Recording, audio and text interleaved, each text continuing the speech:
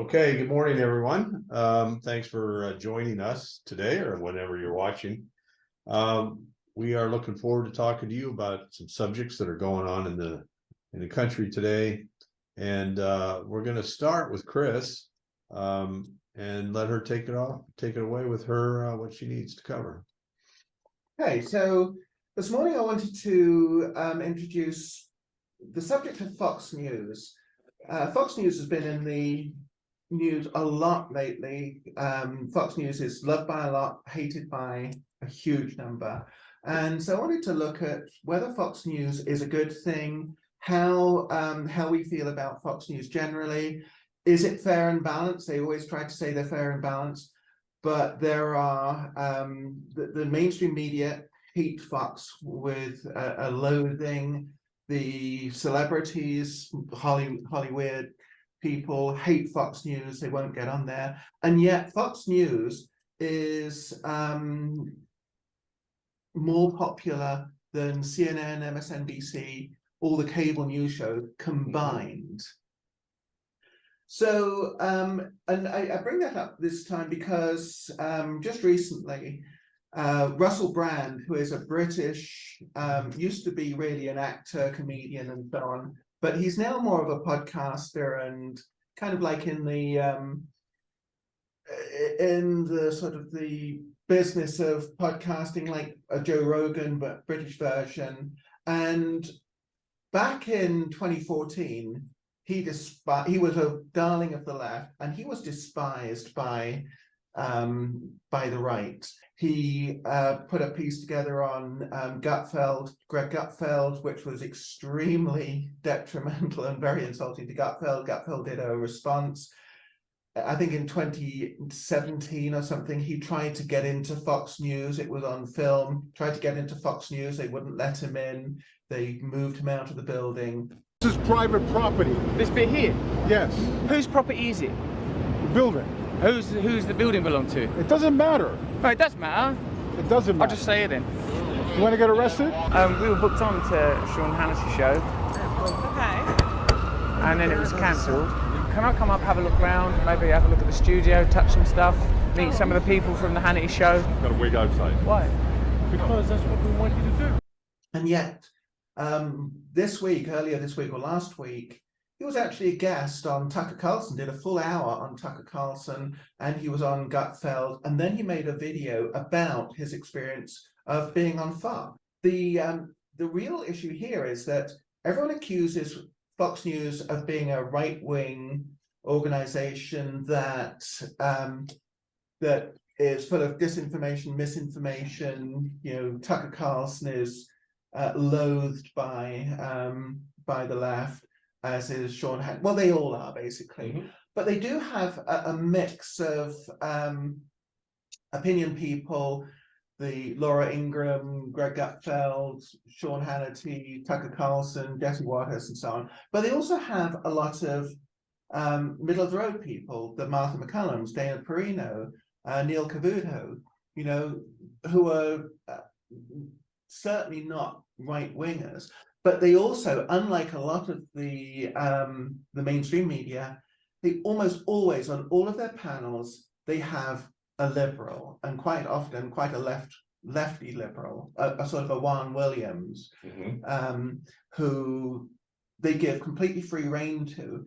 The thing that Russell Brand noted, and we'll put a couple of clips on there, is that he wasn't restricted this time at all. He could say whatever he wanted. These are them facts that I was going to tell you about, if I may. I hope you will. I certainly shall do my best. I wanted to do it down the barrel. Did you see that? Did you see the presumptiveness of me there, Tucker? To turn straight ahead for my single. A single that frankly wasn't there, because this is Tucker Carlson today. Let's get an ISO shot on Mr. Brand. Thank you. Look at he directs from the floor. Hello, America.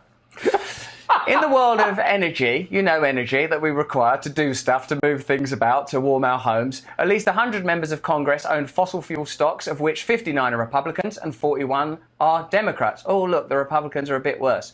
Pharma. Of the $263 million of the pharmaceutical industry spent on lobbying in 2021, it gave 61% to the Democrat Party and 39% to the Republicans. Oh no, the Democrat Party is a bit worse. Wall Street. In 2022, commercial banks spent over $30 million lobbying Congress, 61% to the Republicans and 39% to the Democrats. Oh no, look, the Republicans are a bit worse. They broadcast it. They didn't edit it on MSNBC. They'll try and get conservatives interviewed, but they'll then cherry pick, edit them so that they come across and sound as bad as possible. Can you imagine me having a conversation like that on MSNBC or CNN? It's experience. It's just sort of taking it all in. You are talking about me as if I'm not here transfixed. and as if I'm an extraterrestrial. Russell Brand admitted openly that whatever he wanted to say, they didn't edit him at all. They basically let him say whatever he wanted to say. So there we go. Tucker Carlson, who on a personal level was extremely kind and beautiful to me, and I think is a good person, and I don't believe that he is a negative influence in American cultural life. I believe that you have to accept that people have different perspectives on cultural issues, and if you don't, the alternative is some form of tyranny. So my thought was, is Fox News, they have a bias now, probably not for Trump. They don't like talking about Trump anymore. They do seem to support Ron DeSantis. They do have Vivek Ramaswamy on an awful lot. The contenders for 2024, they do get a voice on here. Tucker Carlson the other night he sent out a questionnaire to all the contenders for the 2024 presidential election, and he sent it to Trump, to DeSantis, to Mike Pence, to Ramaswamy, to all of them. And a lot of them actually answered. His questionnaire was basically on what is America doing in Ukraine? Is it a good thing? Is it a bad thing? And he got a very strong response, which was very interesting and probably subject of another podcast or another video. But it was a very strong response. And it's something that none of the other networks would do. The other networks profess to have news people who are not opinion, but they're all opinion. Everything about MSNBC, in my opinion, is opinion. They have such a strong bias. You look at a Joy Reid or a Joy Behar, whatever. There's nothing newsworthy about any of those people because it's all opinion. So my thought was, what do other people think? Is Fox News a good thing? Has it moved to the center? What are the Murdochs doing? What do you think, Kevin? I don't know. I don't know that it's moved to the center. I've always felt that it's always been closer to the center than mainstream media. However, I've had this discussion with close friends and relatives about Fox News and their hatred for Fox News because they are on the left, more your classic liberal than really a leftist. But they cannot accept that Fox News is fair and balanced. They'll look at CNN and say CNN is fair and balanced. That's the real news. That's what's really going on is CNN. And so we have those discussions about which is true. And some of that is, and when I ask them about, well, what is it about Fox that is not fair and balanced? And they'll always come up with opinion people. Sean Hannity is especially disliked by the left. And he's not my favorite either. But I think that they see very little of Fox. They won't watch it. So they're really hating what they think Fox is rather than what Fox really is. So do you think in a sense, a lot of the hatred for Fox is kind of like the hatred for Trump, that they're getting a bad rap for something that's not actually true? Mm-hmm. To a certain degree. They've been exposed to Trump probably more than they have to Fox News, but exposed, to your point, exposed to Trump in everything negative about Trump and what he tweets and all that kind of crap we went through during his time in office. as opposed to what good things did he accomplish when he was in office. Right. The reason is, I mean, you've got people like Eric Swalwell. Just the other day, he was actually promoting the idea that troops abroad, Fox News should be banned from being watched by troops abroad. They should only be able to watch, say, CNN, but Fox should be completely banned. And it's that sort of thing that I find really disturbing because, so do you get a good, fair and balanced, in your view, do you get a good, fair and balanced, not just from the opinion people, but from the Bill Hemmers, the Dana Perinos, the Martha McCallum, are they fair and balanced? Brett Baer. Here's how I judge that. I'm right-leaning, leaning quite a ways. If I'm watching what most people consider as a right-wing newscast, I decide if I'm getting mad at something they say, then it's more fair and balanced, because they're not just saying things I like or that I want to hear. And that happens, especially with Cavuto, with Hemmer, with some of the other ones that you listen to, even Tucker. But when I watch CNN, I just get mad. You're mad all the time. Yeah. Yeah. Because they don't really present anything in a fair and balanced way. I used to like a couple of their people, but anybody who was somewhat fair and balanced in the past isn't once they get there. And I got to believe that's because they're directed to lean left. Mm-hmm. I think that there's just a lot of inherent bias, period. And if you look at, we don't even have to weigh out the exact numbers on this. We know that the vast majority of the media out there, from everything from your local, what I would call your terrestrial news, terrestrial radio, your type of local stuff, even onto the cable networks, it leans, 3/4 to 90% of it is all more liberal, left leaning. And it has to do with the vast majority of the ownership of those particular networks, and of course their agenda. Now, on top of it, the best thing that ever happened to them, of course, was Trump, and they're hoping he'll run because they'll actually have something to talk about, because they have no ratings anymore, and they all deserve to perish in a day of fiery doom. Aside from that, the Rupert Murdoch, let's not forget, Rupert Murdoch is not exactly a bastion of conservatism. He's an opportunist. He got his start when his dad or granddaddy gave him a bunch of Australian newspapers and so on, and he took the opportunity to bend the media to the way that was going to best benefit him. Now, no one should be surprised when the lineage, his two main sons, Lachlan and James, are now inheriting the Murdoch empire. There's more children, I think 7 total, maybe more, I could be wrong. But the media empire is going to be divided up amongst them, and they're sharpening their knives, waiting for Caesar to die. Hopefully of natural causes. So the sons are very left leaning and will do their best to push Fox News in that direction. And but do I think that they're fair and balanced now? I don't know that I can necessarily call them either fair nor balanced. They can be in a lot of aspects.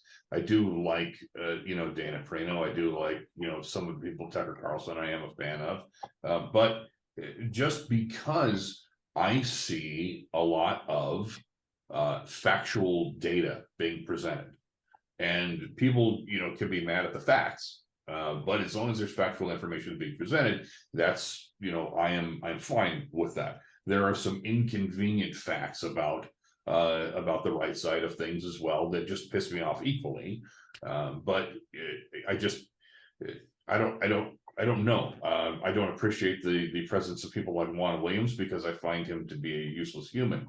But even Geraldo Rivera, I find to be fairly useless. It should have gone off the air in its entirety and gone off into obscurity 2 decades ago. But I don't think that they provide a lot of value.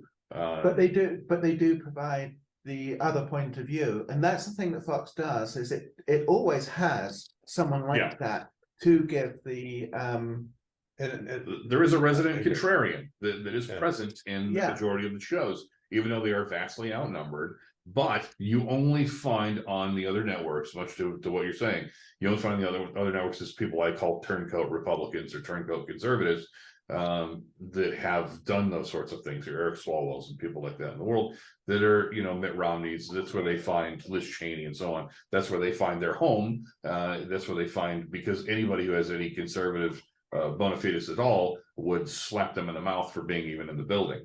So, but CNN welcomes these turncoats. I think to your point, and we'll finish up this segment, but I think to your point, with the next generation of Murdochs coming along, they may be left leaning, but they're probably not stupid.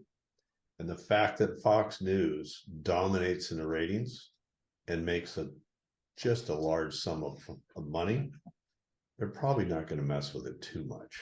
Yeah, Well, they'll have their outlets for other things. And they've been talking about this for quite some time, that is Fox. A lot of people, when they stopped supporting Trump, said we're going to desert Fox, we're going to go to Newsmax and so on. But they all came back. They all come back because other media outlets get demonetized, deplatformed, and removed. So I'd like to see more diversity, equity, and inclusion in right-wing newscasts. Newsmax, One American News. So before we leave this subject, any thoughts, Scott? No, you guys covered it all pretty good. There's a flavor for everybody, it seems. And, whether or not we want to try to position Fox as objective that's futile. It's not. yeah, it's not an argument necessarily that the rest of the world's going to want to have. Yeah. Right. The last thing I would say is that I think Fox is the only news network, and people like Tucker Carlson are the only people that actually will tackle really tough subjects. True. Agreed. Everybody else Agreed. just lets it go. So they follow the line. Yeah. All right. Scott, I'm sorry. Go ahead. I was going to say, like you said, what they did with Russell Brown, they let him talk, right? Yeah. They didn't backbite him when he left. Whereas try that with, what is it, The View, or those folks. I mean, they're not going to let a conservative Morning on Joe. just go. Morning Joe, absolutely. Yeah. All right. Okay. Good talk. Scott, what do you have for us today? Well, I thought I'd bring the Silicon Valley Bank fiasco to the table, and we can go in all kinds of. There's so many different directions you can go with this that it's difficult to choose where to start. The fickle finger of blame is being pointed everywhere. We could go with the Fed, but and their regulations and what have you. But I know Jeremy's going to come. They almost kind of mesh. There's room for a lot of overlap in this conversation. So I'd kind of like to do that if we can swing it somehow. For sure. What matters about this to the normal person seems to be the bailout conversation, but I'd like to back the truck way up and say, why are they even in this mess? What's gone on to put them there? And if you look at who's running the show, I mentioned the Fed a minute ago, the rules that they basically set up for the bank to operate in, as well as all other banks. There are some peculiarities about Silicon Valley Bank that it's a unique size that allows it to kind of float between the rules that applied to the big banks that were put in place after the mess of 2008 and 9 and the Great Recession then. And then there were a bunch of protections put in place for the big banks, which this didn't fall into at the time. How they've managed their risk, who they hired, who's running the show. Look at the headlines about who they've hired, and starting with the board of directors and the management team, down to the employees, whether or not they fulfilled their job descriptions. And I kept gravitating towards this sense of exceptionalism that it seems they felt, that being a part of Silicon Valley, maybe they thought that they could innovate in their own way.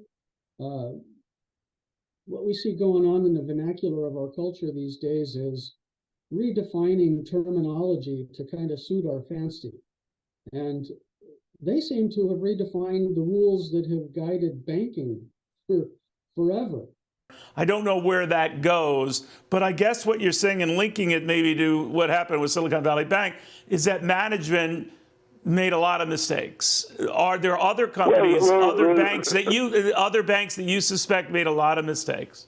Well, in retrospect, I'm not just talking about those two, even though I don't know Silicon Valley, so I can't speak about it. Illumina just really botched it up. I've never even seen, with all the stuff that I've looked at, how somebody can do what they did, how they could do what they did. We can't get into it. You don't have time. But I'm saying something more abstractly here. I am saying, on the bigger picture, that one of the problems that we're going to face in this economy, and I've said it for a long time, is the lack of good management in many companies. Many companies, they didn't do as bad as Illumina. Many companies are run by people that are not qualified to run them or don't care. In other words, they have different agendas. If you're a CEO, you want to get, quick fixes. Risk managers totally neglecting their responsibilities to manage financial risk for the firm and instead focusing on what you were talking about a second ago, Kevin, diversity, equity, and inclusion, making that their mantra and promoting that as a corporate agenda. But then that's not solely the province of Silicon Valley Bank. We see that across corporate America these days. And what we see the result of having happened to Silicon Valley Bank with its failure, how many other corporations are going to fail because people have kind of redefined their job description and are focusing on work in a totally different way? And looking at social issues, their definition of social justice, and not dealing with what it takes to run a healthy business. True. And I was curious what you guys thought about that as being maybe the root of the problem. Aside, their mismanagement of risk. Hell, none of them knew anything about interest rate risk or any other things that banks typically look at, how they handled the depositors' money. But those are actually what they did. What was their thinking that led them to think that they could do that instead of what every other bank has done to be healthy and be solvent? I'm going to connect those dots for you, those specific dots. So you raise a very important point, and this is, Scott, you may already have the answer to this, but for those who are watching, we talk about risk management, right? They had no risk manager on payroll for the last 2 years. There's literally no risk manager. In their London office, there's a girl who was hired for that. I think she was a VP, but that's not the president. Yeah, and no one paying attention. It was a glorified title. Right, no real accountable risk manager looking at their portfolio and deciding what was valid. The other side of it, why were they leveraged the way that they were in 10-year bonds, whether they're leveraged in treasuries, and with, as you're mentioning, the Fed, with the rapid increase in rates, devalued the level of those bonds or the margin that the bank had as a cushion, because now they're paying out more than they have for those bonds. And the other lion's share was over a couple hundred, or I don't know how many total green energy agenda companies that were actually being backed by them. And this is a direct result, and I know you can't point fingers at any one president, but the agenda of this administration to say that they're going to put the oil and gas industry out of business. They assured banks like this, hey, if you're invested in all these green energy companies, you're going to win by default. Once we F these other guys into the ground, then of course you'll become profitable because you're backing all of these other agendas for all these green energy investments. So of course you're going to make money because we're going to ruin everybody else. We're going to tank every other industry in the oil and natural gas arena. So you'll just win by default. Well, they didn't win. And in the end, what's going to happen is we will have a couple other banks that are like them. It will shine a light on several that are like them. They will fall also. they may or may not receive a bailout. And if they do, if a bailout is put forward as an agenda, hopefully the Republican House will give them all the finger and not give them a dime beyond what the FDIC should have insured. They're talking about now, because of the agenda and because of the the DEI nonsense that has been put forward by this, they want to then make sure that the uninsured deposits are now insured, but only with a certain client list. So once again, picking winners and losers like the Obama administration was notorious for. And so we will see some of that put through, but hopefully the House will shut that down and not allow the purse strings to be abused. But to connect those dots, no risk management. They were leveraged in the wrong particular spots and guaranteed a success that was not coming because of their stranglehold on other pieces of the economy.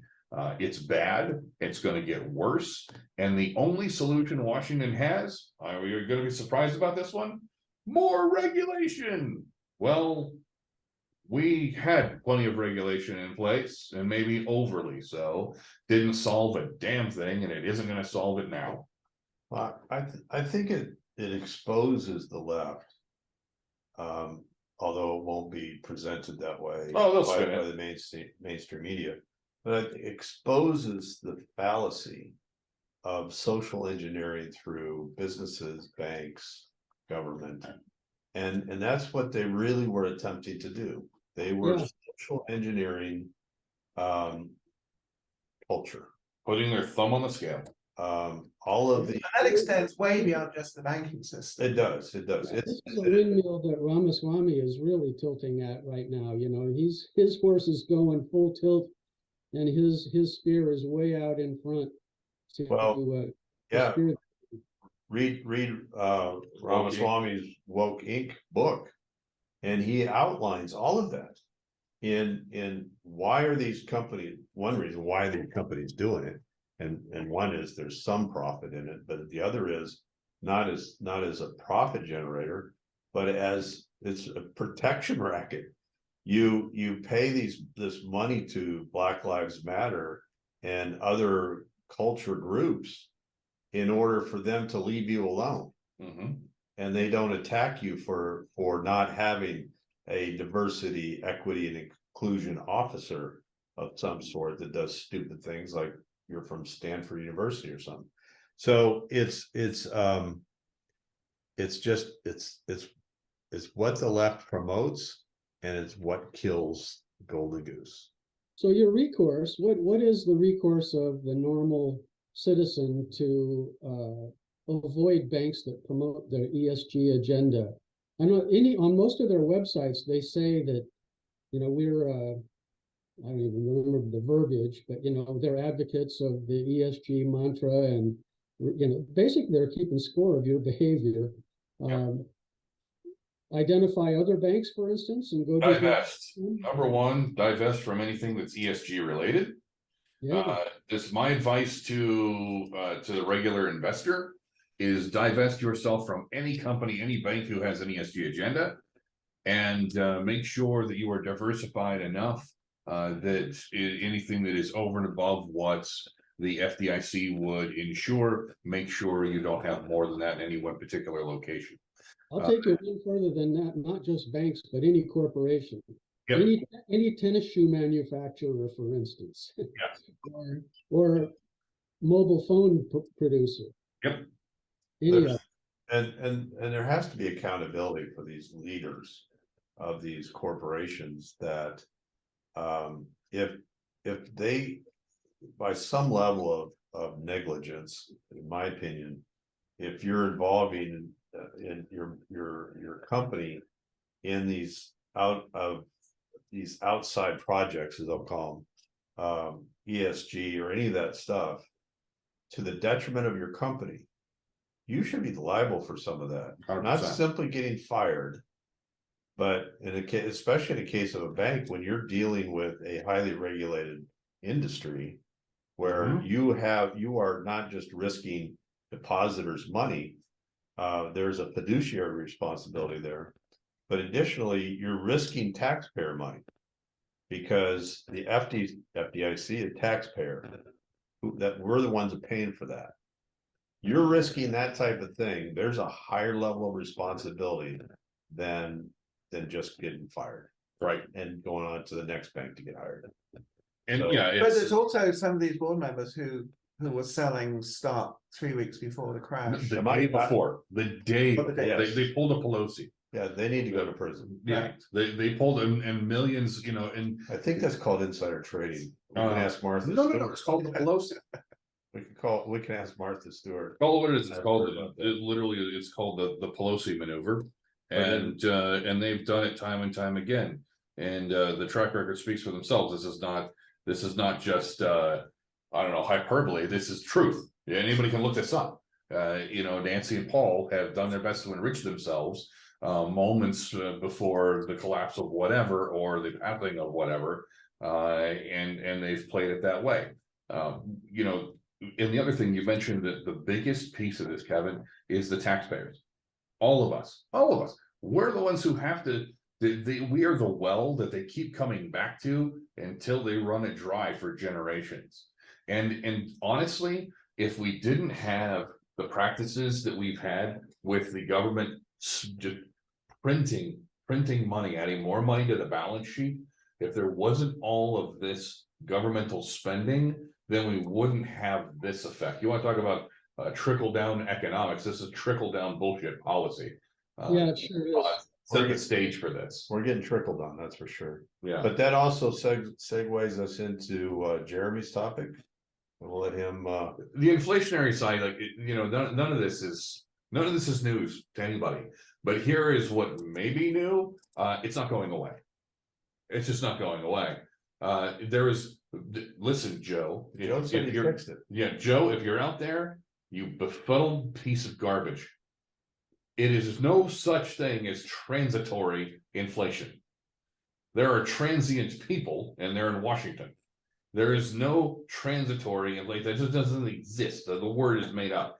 It's here to stay. We're at over 6% inflation, and it's actually worse. There's a lot that's baked in that's hidden beyond that, and they're talking about printing even more money to try and make this happen. All the while, the Fed is literally ramming people into the dirt, and this is a direct effect. And you know, it's, if you look back, and not to go too much down history lane, if there's one thing I could have rewritten about Reagan's administration, it would have been Paul Volcker.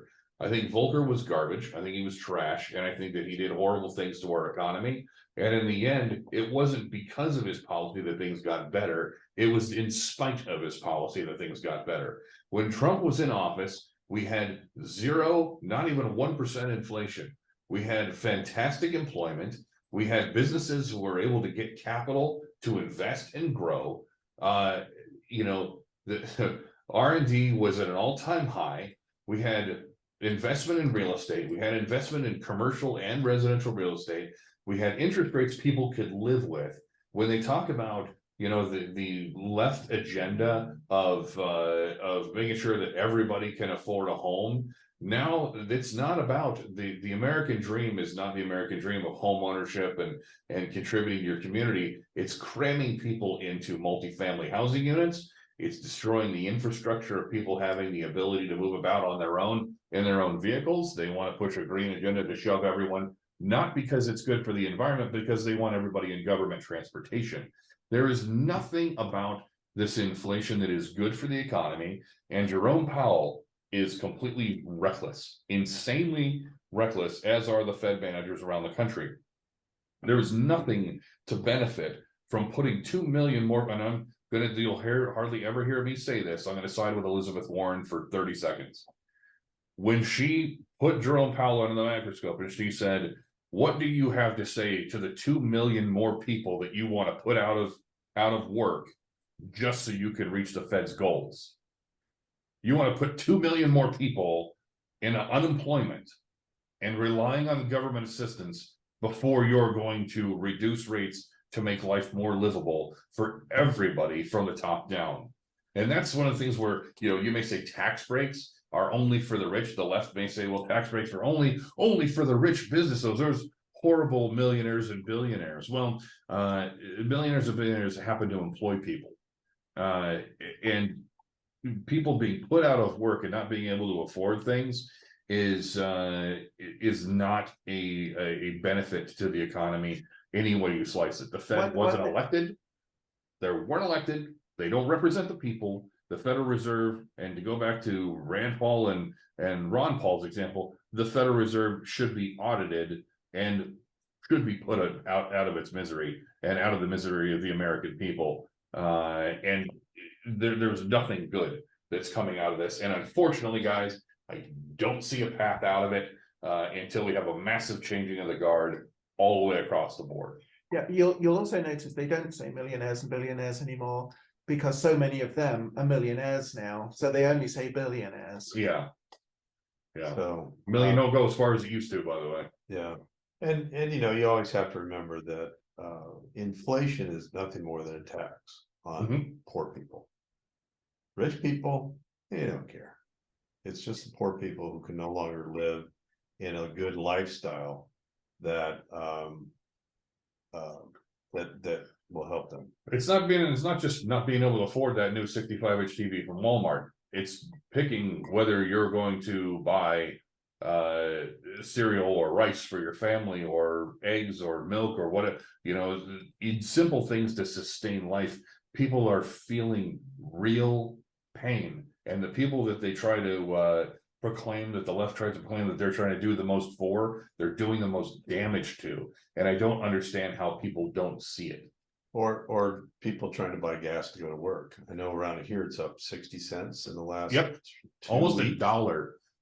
It's gone up in my area. And what that signals obviously is that the Strategic Petroleum Reserve Is now not a reserve. is out of gas itself. Yes. So it's going to be a long road. Yep. And it's very frustrating. The SPR has been fleeced. It's reset. Yeah, oh buddy, it's a reset, all right. And I just hope it's in the right direction. And that's why I think it's crucially important that we do what we do to help keep people informed. Yeah. Very good. Wow. Kind of shocked that we're done with that one already. Okay. So last subject for today's discussion is actually, if you had a chance over the last week or so to watch the congressional hearings on the Twitter files, and it was fascinating to me to watch two people in particular. One is Sylvia Garcia from Texas, who was trying to drive hard on Matt Taibbi, yeah. I can never say his name, Mark Schellenberg, about, you know, their source, driving for the source of who gave them this information. What does that matter? They don't dispute the fact that it's true, that they're just upset that it's out there. And where does all that come from? And I was shocked when she had no idea who Barry Weiss was. Who he was? Yeah, she had no clue. And I mean, you can't tell me that you're involved in Washington politics and not have an idea who she is. But it was amazing how they attacked them for being journalists. Yep. Or in the words of So-called journalists. yeah, the so-called journalists So-called. by our delegate from the Virgin Islands, that they for whatever reason, all of a sudden, journalism is a bad thing. And when they get exposed, it's a bad thing. Yes. And then kind of almost to that point, just speaking from what I saw this morning, is even with all that going on and being exposed is trying to control the narrative. Our own Senator Mark Kelly just tried to get the social media companies to limit the speech available on Silicon Valley Bank and Signature Bank, and wanted to say we need to stop that on social media. And I'm thinking, are you guys crazy? But I just go back to then the whole journalist side of it, and how they're being controlled and regulated. Scott, what do you think on that? It's insane. It's just insanity. Do you remember when journalists had integrity? I mean, I remember when Anderson Cooper, I thought of Anderson Cooper very, very highly.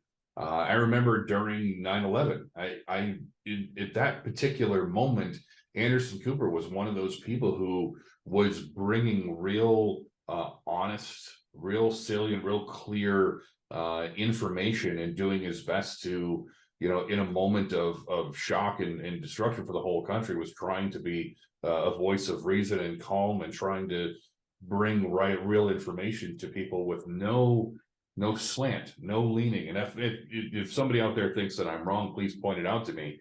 But I really believe that there was a moment when we had some journalistic integrity that I think is a bygone era. And it's been said that sunlight is the best disinfectant, right? And there's no harm in the truth unless those doing harm are not telling us the truth.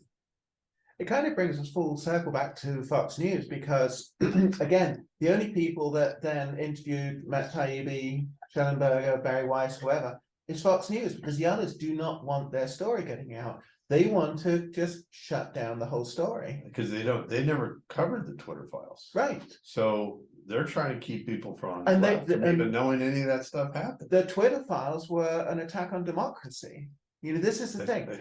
The Tucker Carlson releasing the January 6th video, that was an attack on democracy.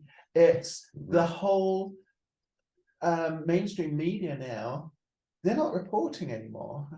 There's only one allowed narrative, right? Yeah. One allowed narrative from their perspective on that day.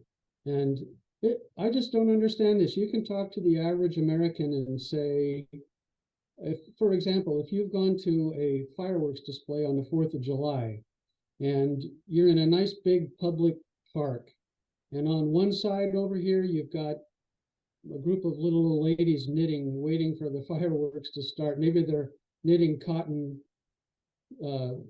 caps for cancer victims, and then you've got some moms down at the beach, and you got all kinds of activities. They're watching over their kids swimming in the water. And over here, you got some young guys that are drinking beer and carrying on and throwing a frisbee and crashing into roses. So right there, you have 3 different scenarios going on simultaneously in the same proximity to one another. These individual groups have no idea about each other, or maybe have very little awareness of what the other group is doing, but you as an observer can take all of that in and keep it in perspective. You can also see, guys out on a barge laying out the fireworks to be blown off that night. So the average person can hold 3 or 4 or 5, they're not really contradictory views, but different events that kind of contradict one another in their minds at the same time. But the left only thinks you're smart enough to deal with one, and that's the one that they want to present to you and deny the existence of any other.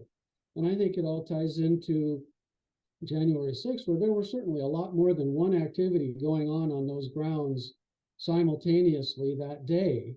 But we can't be allowed to entertain the thought that anything other than one particular act, every conservative that was there was hell-bent on only one thing, and that's taking down the Capitol and destroying the government, which, nothing could be further from the truth. Well, and to that point on the January 6th tapes, no one on the committee even watched them. They came out and admitted all of that. They didn't even watch the tape. It's great how you can formulate very solid shouting points, not talking points. You can develop solid shouting points on things you don't have any clue about. I mean, a grown man breaks down and cries over something he didn't even watch. Well, yeah, they gave Rashida Tlaib PTSD, and she wasn't even there. Yeah. It was the worst day of her life, and she wasn't even there. You know, it's AOC cowered in the closet from 4 or 5 blocks away. Yes. Is she cowering in a closet? Most likely. Most likely. But it was someone just shouting their coffee order at her. So she ran and hid. Yeah. They do have uses. She said no foam. No foam, damn it. I said half cap, double decaf, latte, AOC. And it's just, it's really, these people have uses. None of them, which qualify them to be in Washington. So it's like your politicians to a certain degree. You judge, you have to judge a journalist based upon their journalism to understand who they are and what they are. You know, those horrible right-wing conservatives like Matt Taibbi. Yeah. I mean, Yeah. right for Rolling Stone magazine. That, you know, that is a hardcore white supremacist rag if I've ever read one. I believe both of them during the testimony admitted that they were not Republican and in fact voted for Joe Biden. Yes. So, But that's the Well, there's 3 people then. that's what the voted for left Joe. does. They actually said with Russell Brand, the New Statesman, they actually put out the headline, "We have lost Russell Brand." They think they own Yep. the Yeah. journalists, yeah. and if a journalist says something they don't agree with, they're disowned. That's why they try to cancel them. Yeah. They own pop culture, you know, they own athletes, they own you know, musicians, they own actors, they own, you know, anybody, people didn't ask to be owned. They just, you know, they claim them as some sort of a thing and don't give people the right to have new opinions based on new information. And Russell Brand, I'm glad, it was a very upsetting one to them. So it's within our duty to start supporting those journalists, even especially journalists outside of Fox News and some of those things. Support those that really are prepared to be journalists and be good at journalism. Right. I mean, even Vice, for example, if you've seen some of their documentaries and some of their things, yeah, they are pretty hardcore left leaning, right? But they have provided a lot of insight into things that people don't normally get an understanding for, or people don't normally even see what's going on right around them. And you can pull out some information from those. You don't agree with the whole article, but you can pull out some information from those. So the facts are useful. Yeah. So anyway, good discussion today on some good topics.